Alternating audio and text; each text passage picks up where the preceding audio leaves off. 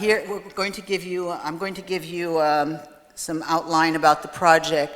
First of all, you probably wonder why Cambodia, why Wildlife Alliance, Wildlife Alliance. Wildlife Alliance, we are a nature conservation organization, but we do focus on poverty alleviation as a big component of what we do. We fight.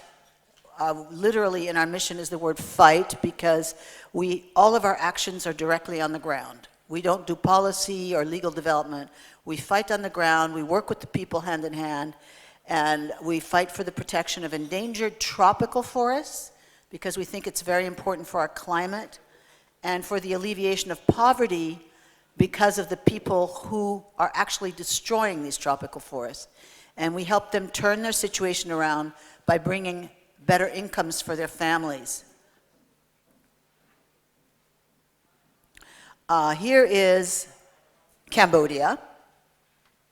So probably you already all know that Cambodia is surrounded by Thailand, Laos, and Vietnam. And our project area is the Cardamom Mountain Range, and it is bordered by the Gulf of Thailand. That is why this mountain range has so much rain. If you have been to Cambodia or you want to go to Cambodia, you can go first. Oh, thank you. You can go first to the temples of Angkor up here, which are considered one of the wonders of the world. But if you want to see rainforest and go trekking or mountain biking, you can go to the southwest, to the Cardamoms, to Chipat, which is the project that we've been helping develop. So why has Wildlife Alliance focused on the Cardamom Mountain Range? Because it is the largest watershed in the entire region, with a staggering amount of rainfall each year of 3,500 millimeters to 4,500 millimeters. And this provides water to 22 major waterways and 3,145 villages. If these villages did not have this water, they would all be reduced to below the poverty line of $200 per year of income. It is because of this rainfall and the tropical climate that this mountain range is also one of the 32 biodiversity hotspots on the planet. Oh, thank you.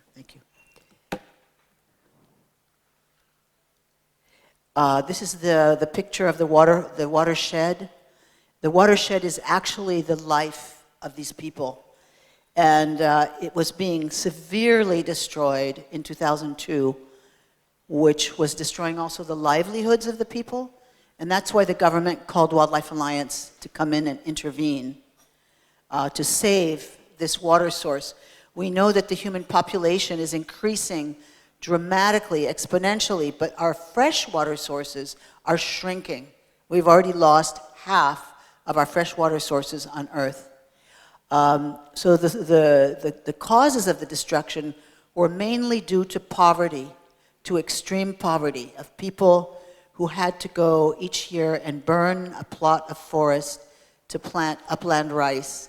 But then the monsoon, heavy rain would soon come, and their harvest, I'm gonna cry. Their harvest was destroyed as well, so the next year they would have to go and burn another plot of forest, and they were thus locked into a cycle of poverty and destruction, and they had no way of getting out of it. We went around the mountain range and found the worst area, where there was the most logging, the most burning, and the most killing of wildlife. And that village was Chipat. Chipat is, at the time, what we called it the circle of death, because you'd fly over the village and all you could see is burning, black, charcoal, fire, 20 kilometers. So we had to intervene in order to conserve the mountain range, and we put in place a strategy with the people of Chipat to turn them from the worst in class to the best in class. And this really required 180 degrees change in mentality because in the beginning, they had killed 37 elephants, 12 tigers, there were 40 forest fires any given day, and that was their livelihood. They were relying on the forest to survive and sell charcoal, for example, and sell wildlife to the Pan-Asian illegal wildlife trade. And we came in and asked them to change and become the protectors of the rainforest. And they laughed at us and they said, "You must be joking." This is how Chipat looked when we arrived in 2002. Children were dying from malnutrition, had no access to health care or education. This is the circle of death. More forest was being burned every year. Villagers cut the forest to plant their upland rice. And you can see this house is so isolated. It's a hut, in fact. They had temporary huts, shelters, that they moved every year. They did not own anything. We had 280 families, no land, no home, no access to health care, and living isolated from their communities. Some of them even still thought that the war was going on, that the Khmer Rouge War was still there.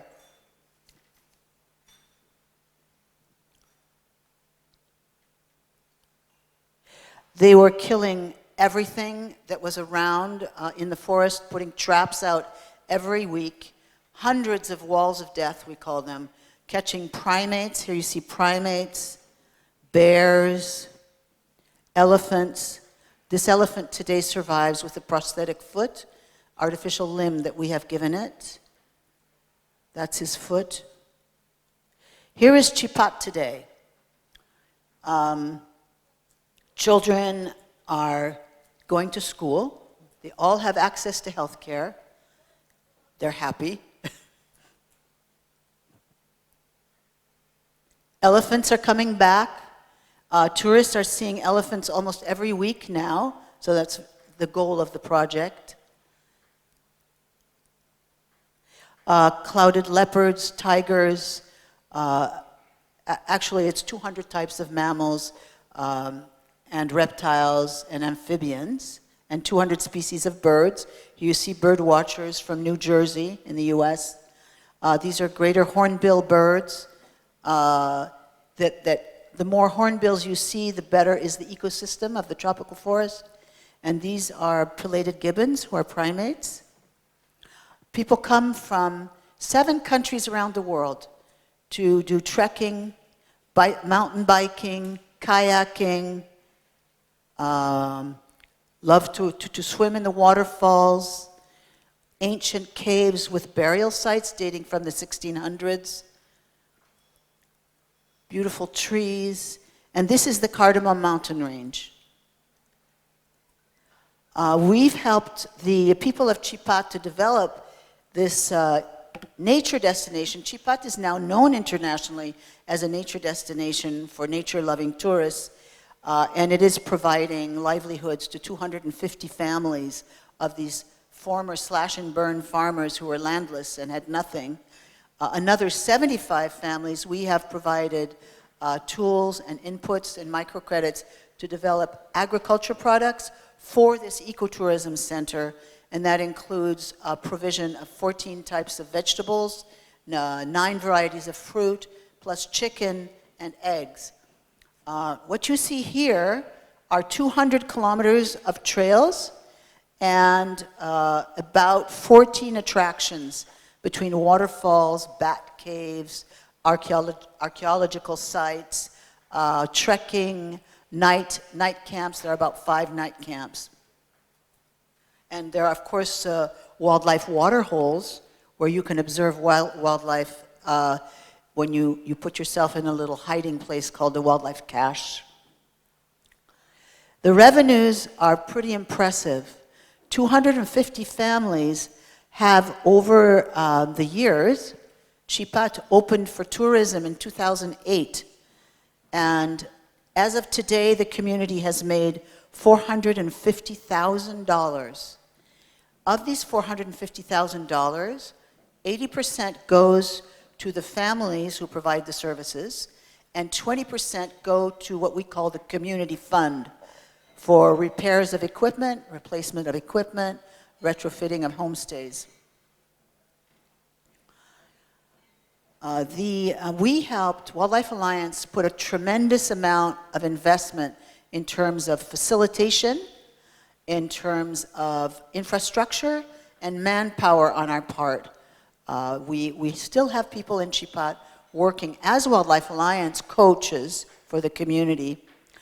The activities, the attractions, if you will, were developed through what we call the APA technology, which is a visioning process from the what's it called? The Colorado Institute? No.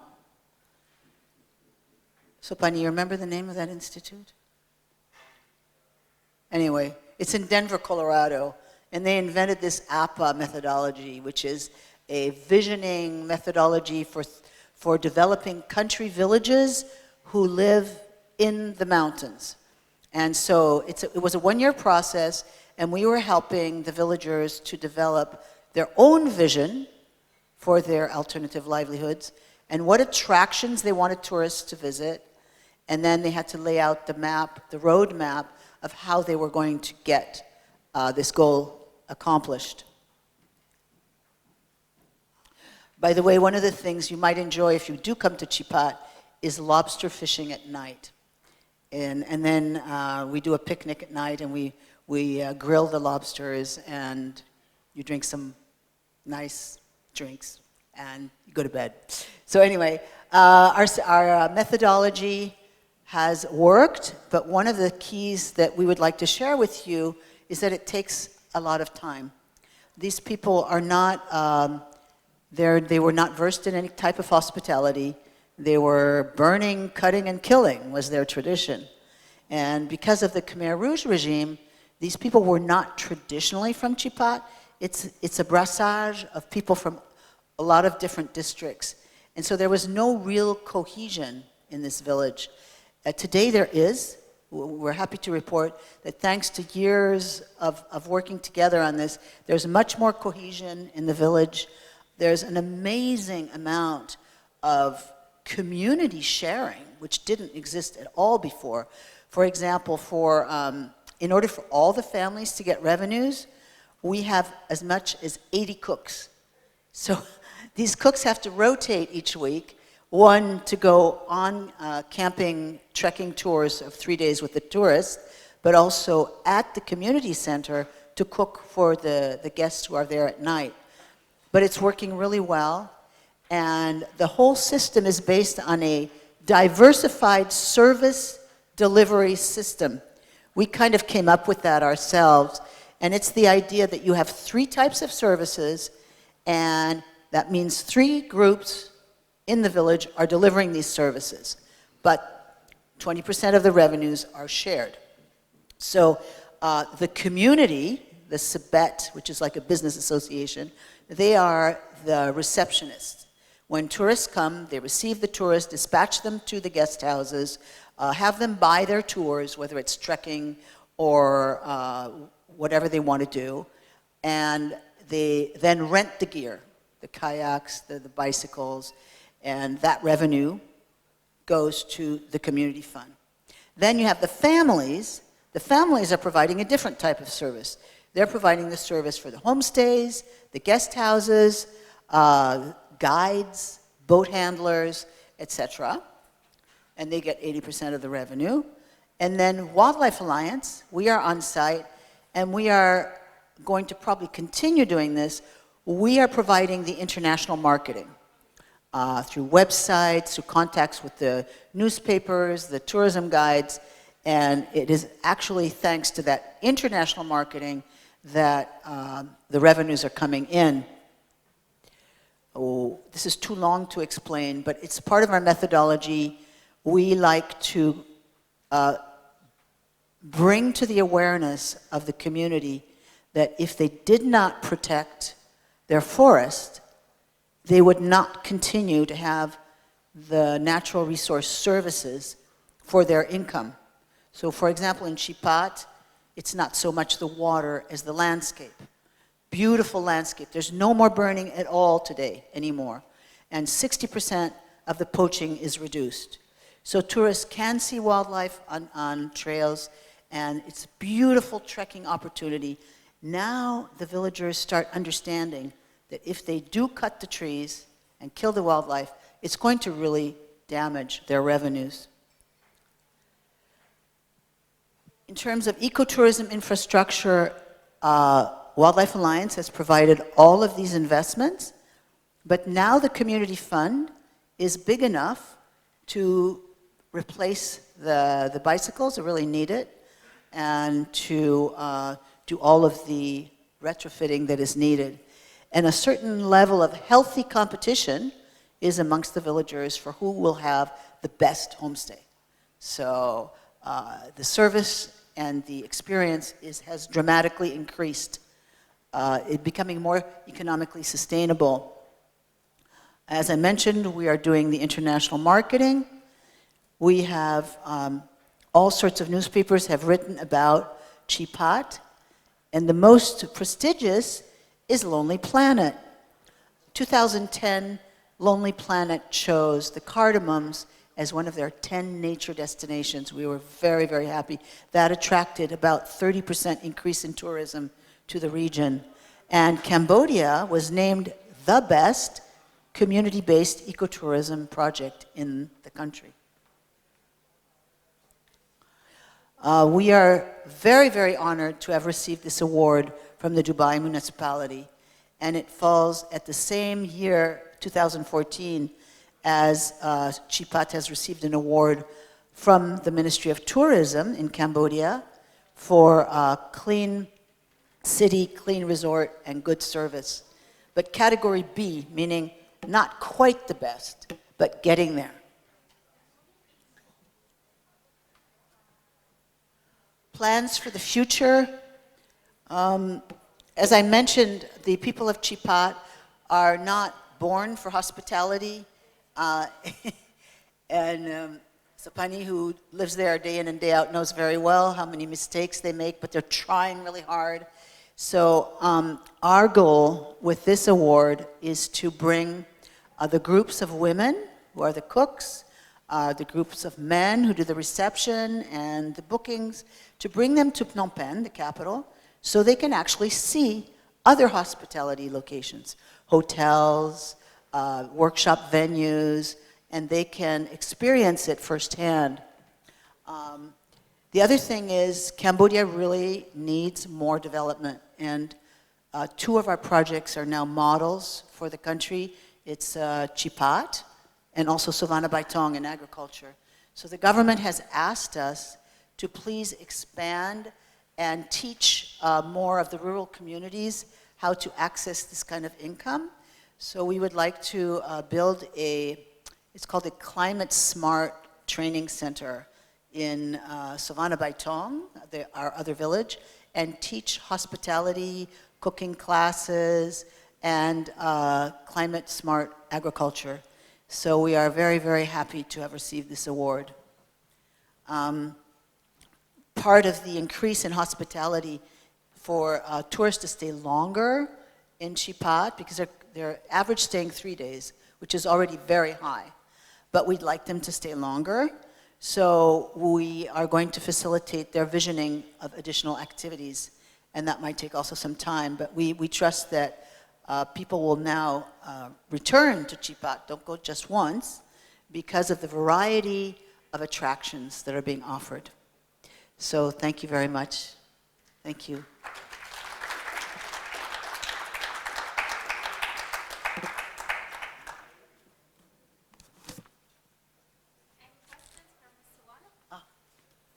Questions? And I forgot to also say that one of our strategies is that we did not promote internationally just Chipat alone. We promoted the entire Cardamom mountain range. So there are, we brought in private sector partners. So there are now lodges in 5 different locations. So when people come from Thailand, for example, they can stay another 2, maybe 3 days throughout the Cardamom range. So if you have any questions, please let me know. Yes, yes, please.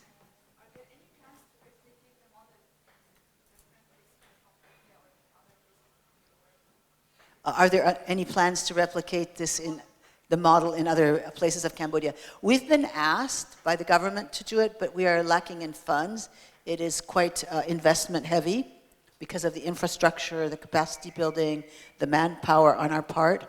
But that learning center in Savannah Baitong is how we think we can do it, by having commune chiefs and maybe women's groups from other villages to come in, and we would spend a week together, and we would tour all the facilities and have them experience it and give them kind of the basics and the keys for this development. I have to say that about 80% of the decision-making positions in this is really a tourism association, if you will, are women. So, any other questions? Thank you very much.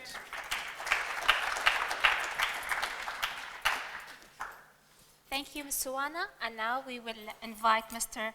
Oxman to present his practice, Less Garbage, More Environment, through this film.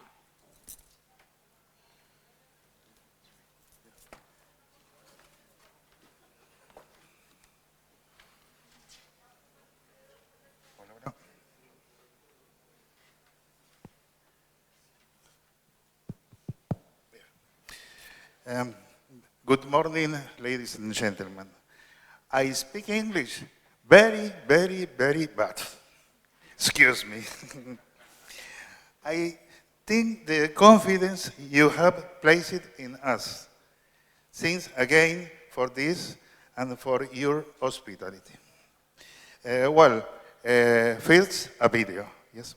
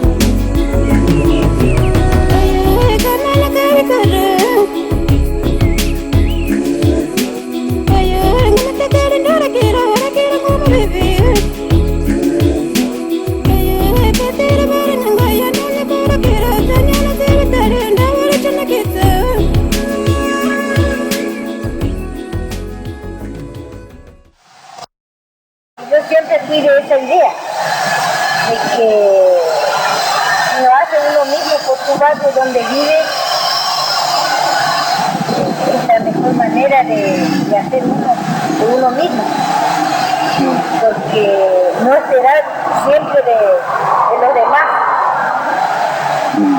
Sería una buena idea, una buena organización de vecinos,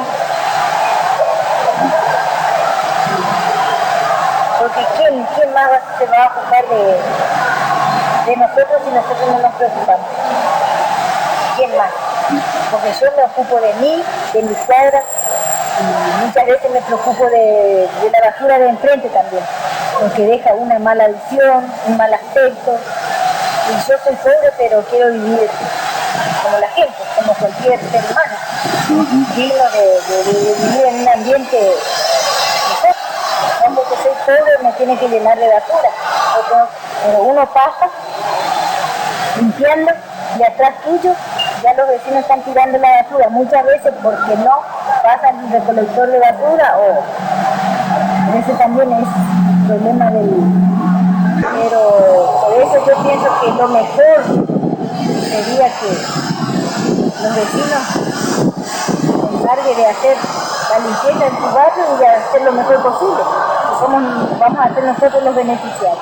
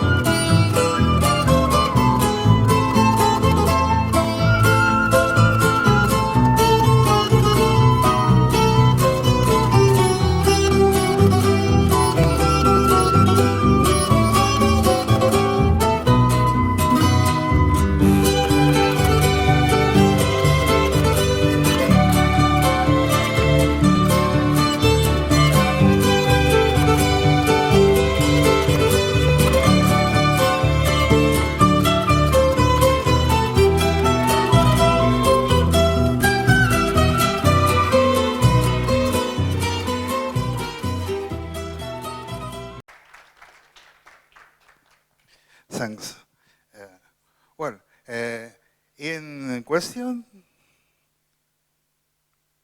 Okay. Yes.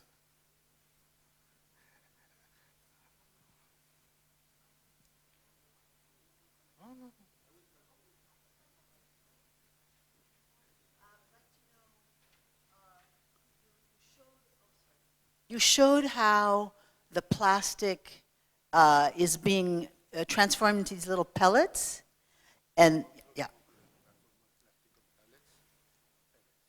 Yes. So, and I suppose that is the source of revenue, selling those plastic pellets?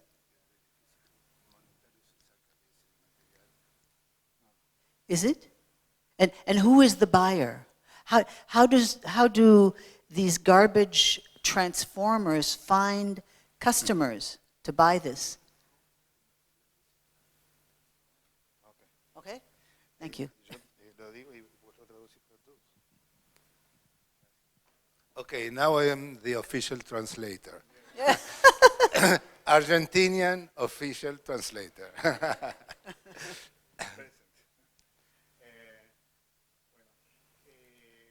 El proceso son distintas etapas y etapas de ganancia. The process is made of different stages and stages of income. Yo puedo en la calle abrir la bolsa de la basura, sacar lo que me sirve y llevárselo a quien me compra esos pedazos de basura. I could, in the street, open a bag with garbage, take whatever is useful for me to be resold, and go and resell it. Una etapa posible, la más común. ¿Ves? Pero puedo con conciencia, dentro de esos barrios, hacer separación en origen. We can improve this process with a better conscience and do in the origin, at the place where the garbage is, separation of the whole garbage. Si yo hago separación en origen, tengo la fracción reciclable limpia y que se valoriza más. If we do that at the origin, we have the recycled piece clean and easier to be sold. Plástico, cartón, papel, textiles. Okay, plastic, paper, textile. Luego, yo eso lo puedo comprimir y vendérselo al mayorista. Okay, we can compress that after separation and resell that to bigger buyers like a factory. Pero yo puedo también, dentro de mi comunidad, si tengo los medios y el equipo, procesarlo yo en vez de que lo procese el mayorista. So a better practice is to learn how to do that at the origin, in the neighborhood, to learn how to do it, to buy the tools or machinery, and then resell a higher value product. Ahí habíamos pasado de la primer fase, que es básicamente y necesariamente retirar la basura de los barrios donde hoy no sale la basura. So we are over the first stage, which is just to collect the garbage and and keep it. En la segunda fase, esa basura en bolsas, en vez de dejarlas para que las lleve el camión, la abrimos, la separamos, aunque está sucia, tiene menor valor, y ahí tenemos un So the second stage is to collect all that garbage, to bring it at a place where we open it, and we make a separation, even though it is it's not clean. Yes? Let me explain. What they do is, instead of doing this, asking at the households to give the plastics, to give so it will be clean. If I go to the homes, I can have it clean. If it is in the bag, it won't be clean. En la tercera fase, que es la más importante, se produce algo importante, que es, tomando conciencia de la comunidad, hace separación en origen. Situación que en muy pocos lugares del mundo hoy se hace. Yes. So, as it said, when you reach the third stage, you don't receive the bag, you go to the house, and they split the garbage, they separate the garbage, and you receive the garbage already separated and clean. And he says that at very few points of the world that is done. Y finalmente, la cuarta fase, que son los pallets plásticos que hemos visto, See? es hacer un nodo regional que la producción primaria que hace cada CAC, bueno, los TECs, se dirige allá y se hace un proceso industrial, a escala industrial, para insertar en el mercado.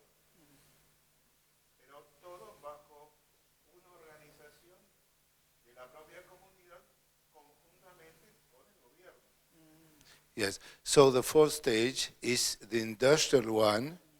So you create a regional center where all the techs, okay, all the local centers work, sends to that regional center, and there you have an industry, an industrial process, whatever it is, which will produce very higher value produce for the industry or whatever. Y finalmente, lo que vimos nosotros como el potencial económico subyacente, un poco más de 22 millones de dólares, es hasta la tercer fase. Cuarta fase, con los clústeres, es mayor ganancia todavía. Siempre estamos hablando de algo teórico, porque todo depende de la organización interna de cada comunidad. ¿Ustedes llegaron hasta la tercera o a la cuarta?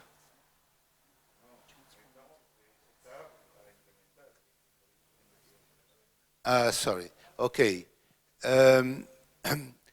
The calculation of $22 million per year is considering only the three first stages. It is not considering the fourth one with the regional center and the industrialization.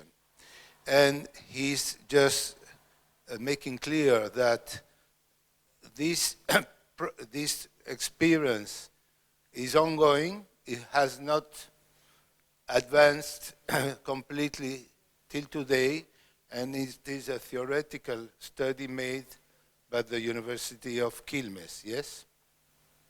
So they haven't already an estimation of the figure of the fourth stage. Si bien esto parece utópico, desde hace 12 años, la organización de la que yo formo parte, en realidad está sacando la basura de adentro de los arroyos. Todos los días. Okay. What they are doing for 12 years now, the NGO to whom he's part, is taking out from the city rivers, and they're taking out the garbage from the rivers and small courses in Buenos Aires. Por eso, y para finalizar, creemos, yo, dentro de un aspecto académico, pero también pragmático, entiendo que es más fácil retirar la basura de un barrio con otros medios que retirarla de adentro de los ríos y arroyos, generando inclusión social y un ingreso monetario importante. Yes, so has a strong experience about keeping garbage from places where the garbage shouldn't be. And this analysis they made is based on that experience. And definitely, what is important to understand is that it is easier and cleaner to take the garbage at the homes than to have to collect them in a river, in a slum, or whatever. Okay.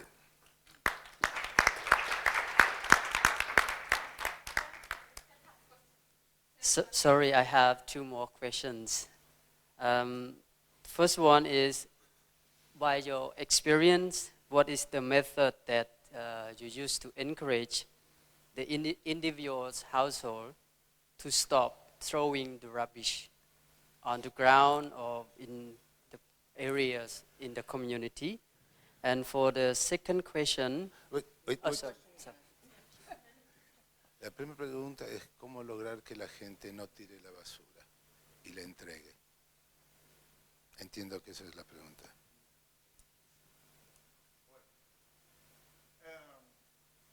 Es fácil y es difícil contestarlo, pero vamos a intentarlo sintéticamente. Okay, it's easy and difficult to answer, but he's going to try. Cuando nosotros decimos, oh, la gente no tiene educación porque tira la basura en vez de dejarla donde tiene que dejarla. When we see people throwing garbage wherever, instead of keeping it where it should be,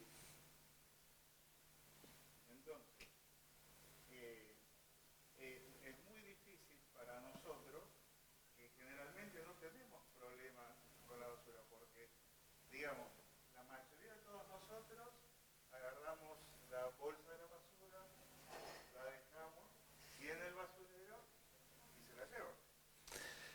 okay, from our living standard, it is quite difficult sometimes to understand that. Why? Because we are at home, we put everything in a bag, we put the bag in the street, and there is a truck passing each day, taking everything, and everything disappeared, no garbage in the neighborhood.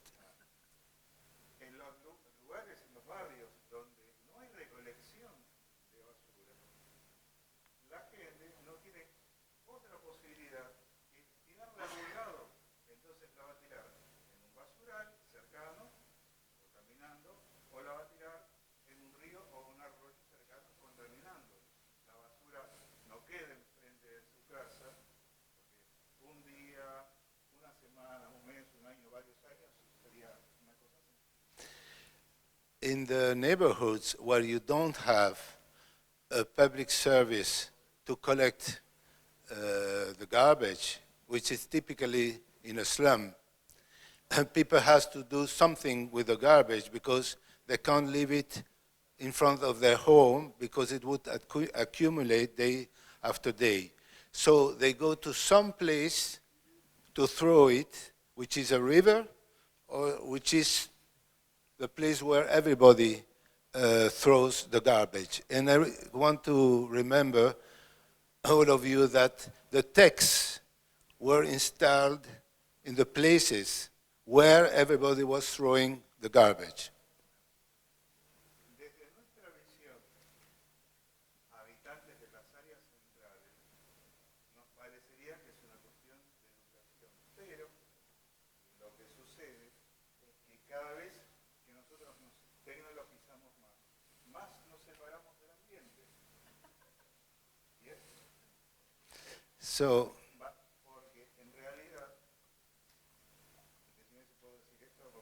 No, no, dale, dale. En realidad, nosotros en las áreas centrales de las grandes ciudades estamos como en un útero humano, un útero urbano.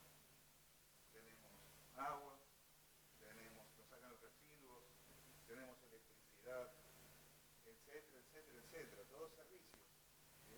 Entonces, perdemos de vista que estamos inmersos dentro de un ambiente. Yes. The fact is that in our houses, when we live in the central areas of the city, we are like in a uterus, a mother uterus, and we have all services, everything is given to us, and we start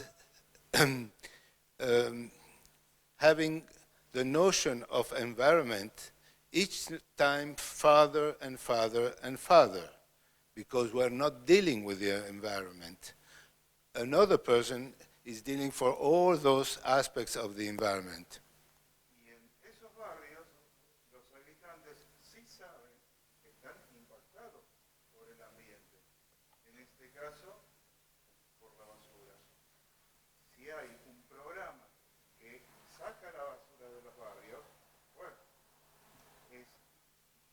van sí o sí a utilizar eso. Máxime que los trabajadores pertenecen a los mismos barrios. ¿Yes? In the neighborhoods where you don't have the services, the garbage collecting services, people are very aware of their environment because the environment are impacting them very strongly. So if some program comes to do something with the garbage, to take it out and make it something useful, everybody should support that program. And they believe that everybody will support that program, on one side. On the other side is the program, which are the different stages he mentioned. The program will have workers working in it, and it will be people of the community. So it will give work for them. Y finalmente, para terminar, el concepto que nosotros tenemos es que no hay nadie mejor preparado para mejorar el ambiente que está contaminado, que los mismos habitantes de la comunidad impactada. And finally, the people which are better prepared to improve the environment at the community level are the people living in the community, because they know what is their environment. They exactly know the problem.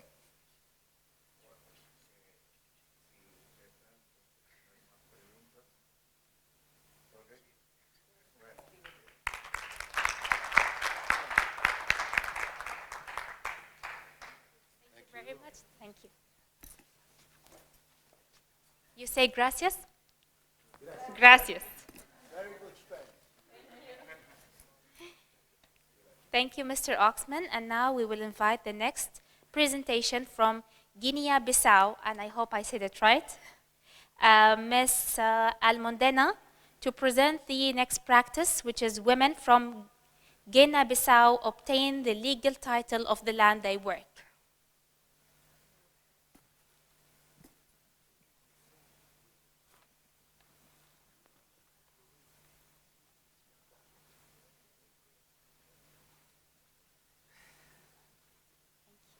Welcome.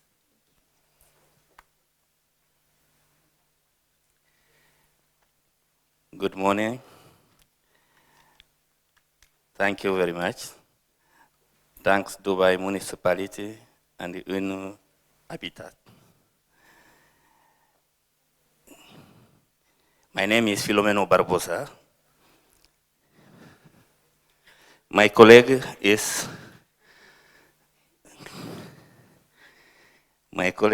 Almudena Moreno from Madrid. I am from Guinea-Bissau.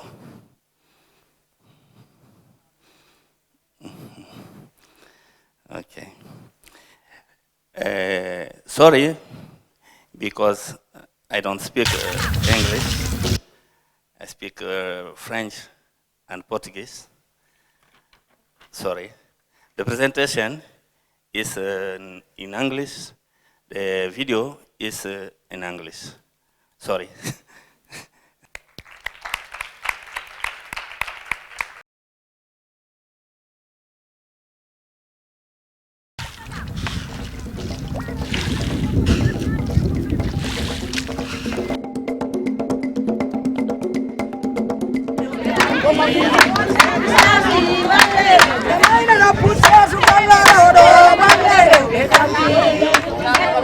Para este espacio han logrado conseguir documento legal siendo las propietarias de esa tierra. Como se sabe aquí en Guinea, las mujeres no tienen derecho a la tierra y las mujeres están trabajando en 2 asociaciones de mujeres y ellas han pedido al proyecto que les apoya para conseguir ese documento.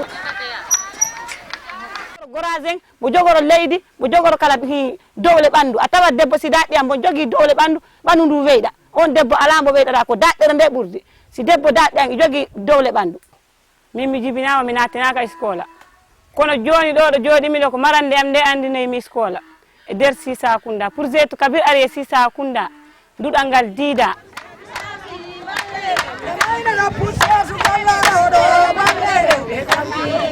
Thank you.